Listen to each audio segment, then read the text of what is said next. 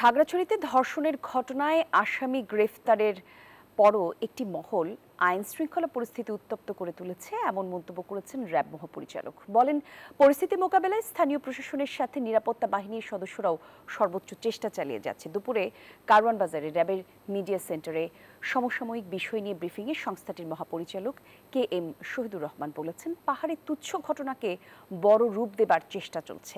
ইন্ধনদাতাদের নিয়ে কাজ করছে গোয়েন্দারা। এবং আইন শৃঙ্খলা রক্ষাকারী বাহিনী যথাযথভাবেই ওই মামলার অনুসন্ধান সহ যাবতীয় কাজ করতেছিল।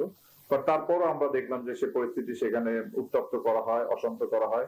এর পিছনে কোনো না কোনো ইন্ধন আছে। তবে স্থানীয় আইন শৃঙ্খলা রক্ষাকারী বাহিনী, স্থানীয় প্রশাসন এই বিষয়ে তদন্ত কার্যক্রম অব্যাহত আছে এবং যেহেতু একটি ঘটনা ঘটেছে এর সুষ্ঠু তদন্ত হবে এবং এর আইনানুগভাবেই এই ব্যাপারটি মোকাবেলা করা হবে। বান্ডেল থাকলে প্রতি সেনমানিতে টাকা বাঁচবে। বিকাশ সেনমানি বান্ডেল কিনে জিতুন প্রতি লেনদেনে।